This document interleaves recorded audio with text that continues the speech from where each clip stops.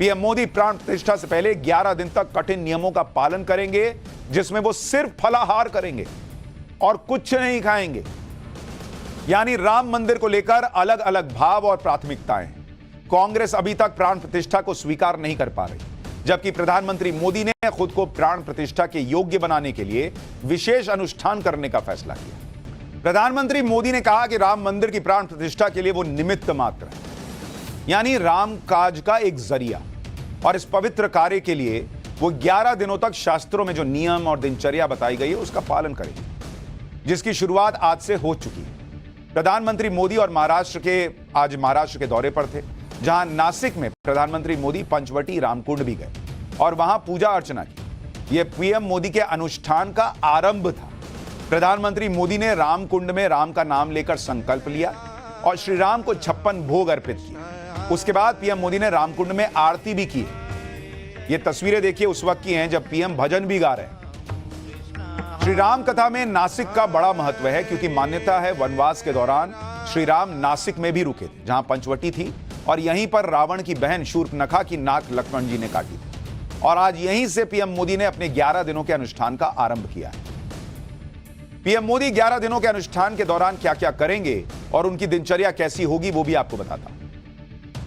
जमीन पर सोएंगे, बेड पे नहीं सोएंगे, जमीन पर सोएंगे अगले 11 दिन प्रधानमंत्री, और ब्रह्म मुहूर्त में उठने के नियम का पालन करेंगे। सूती वस्त्र धारण करेंगे। बाहर का खाना बिल्कुल बंद रहेगा, कुछ नहीं खाएंगे बाहर का। सात्विक आहार का नियम है।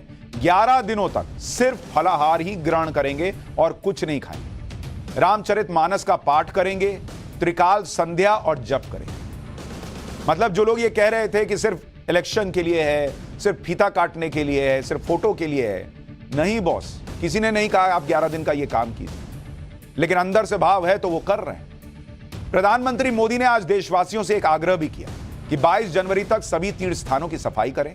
इसकी शुरुआत खुद प्रधानमंत्री मोदी ने नासिक के श्री कालाराम मंदिर में सफाई के जरिए की। पीएम मोदी ने श्री कालाराम मंदिर में झाड़ू लगाया, मॉपिंग की यानी पोछा भी लगाया। आप देख रहे हैं वो खुद पोछा लगा रहे हैं मंदिर के अंदर, और ये लोगों से भी कह रहे हैं कि आप भी मंदिरों में जाइए पास के और वहां साफ सफाई कीजिए। भाई प्रभु श्री राम आ रहे हैं, ऐसे ही थोड़े आएंगे, कुछ तैयारी भी तो कीजिए देश में। तो ये पीएम मोदी की तैयारियां हैं। लेकिन उस बड़े खुलासे के पहले आपको ये क्यों दिखा रहा हूं, अभी आपको थोड़ी देर में समझ में आएगा। दूसरी तरफ आप देखिए कि कांग्रेस अभी भी राम मंदिर और प्राण प्रतिष्ठा को लेकर कंफ्यूज है। प्राण प्रतिष्ठा के लिए आया निमंत्रण कांग्रेस ठुकरा चुकी है, और कांग्रेस नेता लगातार प्राण प्रतिष्ठा पर सवाल उठा रहे हैं। कांग्रेस का कहना है कि यह धार्मिक नहीं, राजनीतिक आयोजन है। अधूरे मंदिर में प्राण प्रतिष्ठा करके बीजेपी आस्था के साथ खिलवाड़ कर रही है, जबकि सभी शंकराचार्य भी इसका विरोध कर रहे हैं। यह कांग्रेस का कहना है। एक बार पवन खेड़ा को सुनिए, कांग्रेस के नेता को, फिर आगे की बात बताता हूं। प्राण प्रतिष्ठापन जब किया जाता है तो उसकी एक तौर तरीका होता है, विधि विधान होता है, धर्मशास्त्र होते हैं। क्या यह कार्यक्रम धार्मिक है? अगर यह कार्यक्रम धार्मिक है तो क्या विधि विधान से हो रहा है, धर्मशास्त्र से कुछ किया जा रहा है? अगर यह कार्यक्रम धार्मिक है तो शंकराचार्य, चारों पीठों के हमारे शंकराचार्य, क्या उनकी सलाह से, उनकी देखरेख से इस कार्यक्रम का स्वरूप तय किया जा रहा है? चारों शंकराचार्य, चारों पीठ स्पष्ट रूप से कह चुके हैं कि एक अधूरे मंदिर की प्राण प्रतिष्ठापन नहीं की जा सकती। एक राजनीतिक कार्यक्रम में मेरे और मेरे भगवान के बीच में एक राजनीतिक दल के कार्यकर्ता बिचौलिए बनकर बैठ जाएं, मैं ये बर्दाश्त क्यों करूंगा? एक आदमी के राजनीतिक तमाशे के लिए हम अपने भगवान और अपनी आस्था के साथ खिलवाड़ होते हुए कैसे देख सकते? कितनी अच्छी लग रही है इनकी बातें सुनकर। मैं और मेरे भगवान के बीच कोई नहीं आ सकता।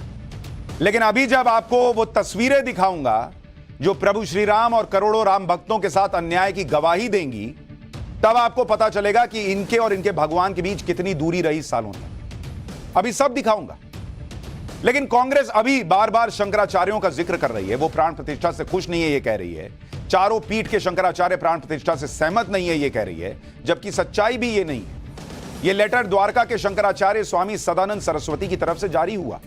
इसमें साफ लिखा है कि अयोध्या को लेकर शंकराचार्य मठ द्वारका शारदा पीठ की तरफ से कोई बयान ही नहीं दिया गया है। अगर कोई वक्तव्य किसी समाचार पत्र में प्रकाशित हुआ है तो वो भ्रामक है और बिना आज्ञा के जारी किया गया है। आगे लिखा है कि हम चाहते हैं कि रामलला की प्राण प्रतिष्ठा का कार्यक्रम शास्त्र और वेदों के अनुसार संपन्न हो, ऐसी भावना द्वारकाधीश से प्रार्थना है। वो बयान जारी कर रहे हैं कि भैया हमने ऐसा कुछ नहीं कहा है। इसी तरह से जगत गुरु शंकराचार्य श्री शारदा पीठम श्रृंगेरी की तरफ से भी बयान जारी हुआ।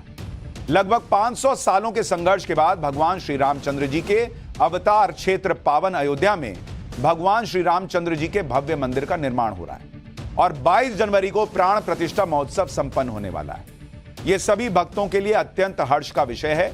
और इसमें आगे लिखा है कि लेकिन कुछ धर्म द्वेषियों ने सोशल मीडिया का उपयोग करते हुए श्रृंगेरी शारदा पीठ के वर्तमान शंकराचार्य परम पूज्य अनंत श्री विभूषित जगत गुरु भारती तीर्थ जी महाराज की तस्वीरों के साथ ऐसे संदेश प्रचारित किए हैं जिससे लग रहा है कि श्रृंगेरी शंकराचार्य जी इस पवित्र प्राण प्रतिष्ठा महोत्सव के विषय में विरोध प्रकट कर रहे हैं। श्रृंगेरी शंकराचार्य जी ने ऐसा कोई संदेश दिया ही नहीं है। यह लिखा है स्टेटमेंट। यह केवल कुछ धर्म द्वेषियों का फैलाया गया झूठ है। सभी भक्तों से अनुरोध है कि ऐसे दुष्प्रचार पर ध्यान न दें। मतलब दो शंकराचार्यों ने खुद ही कह दिया कि हमने ऐसा कुछ नहीं कहा भाई कि गलत हो रहा है और हम इसमें नहीं जाएंगे। झूठ फैलाना और सच को छुपा लेना यह अन्याय राम भक्तों के साथ आज का नहीं। आज जो आपको दिखाया ना, इतना इसलिए दिखाया कि कौन राम के लिए क्या कर रहा है आज और कैसे राम के लिए अपनी आस्था दिखा रहा है आज, और सालों से क्या किया है वो भी आपको दिखाऊंगा। और इसी पर आज हम बड़ा खुलासा करने जा रहे हैं। पाठशाला में अब राम मंदिर पर वो सच जो देश 75 साल में पहली बार देखने जा रहा है, वो तस्वीरें जो प्रभु राम के साथ हुए अन्याय का सच बताएंगी। अयोध्या का वो अनदेखा सच जो ज्ञानवापी मथुरा को भी न्याय दिलाएगा।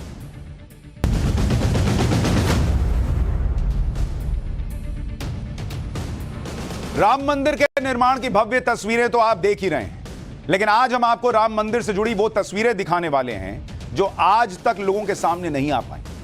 ये वो सबूत हैं जो चीख चीख कर इस बात की गवाही दे रहे हैं कि जहां मस्जिद होने का दावा था, वहां रामलला सदियों से विराजमान थे बॉस।